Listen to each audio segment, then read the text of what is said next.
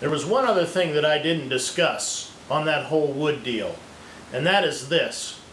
When you have a piece with curly grain in it, you always have to be careful on how you machine it or when you machine it.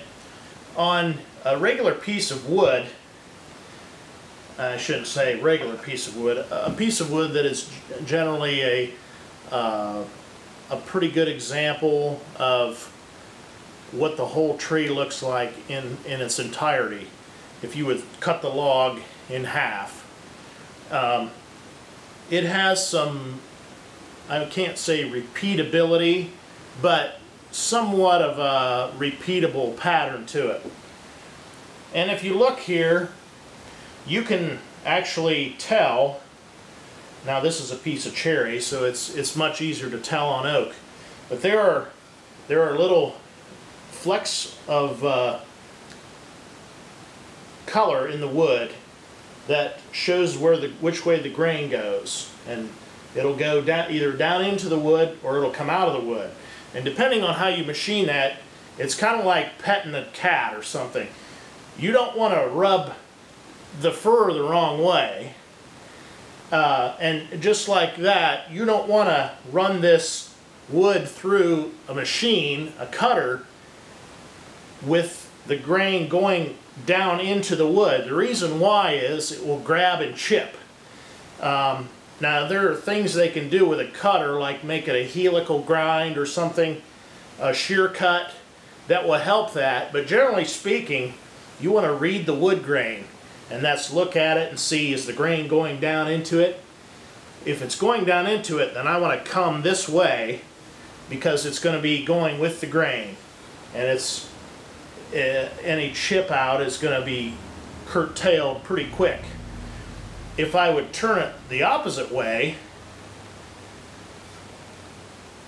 and the grain would be coming up out of the wood and you would go against it, it's actually, as the cutter goes in, it's going to want to follow the grain down into the wood and chip it out.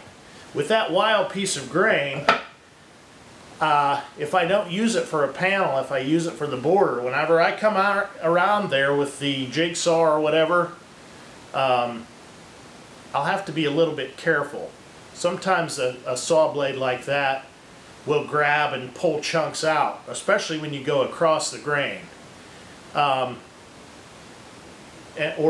when I route out the groove for the inside, I would have to be a little careful.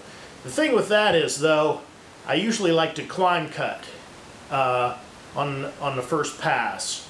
And what that means is this: instead of feeding the piece against the bit, against the turning of the bit, you feed the piece with the turning of the bit. And it's a little bit dangerous if you don't know what you're doing, because the router will have a tendency to fling it away from the bit.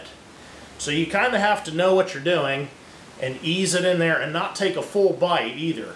And I'll discuss that later whenever I go set up the router.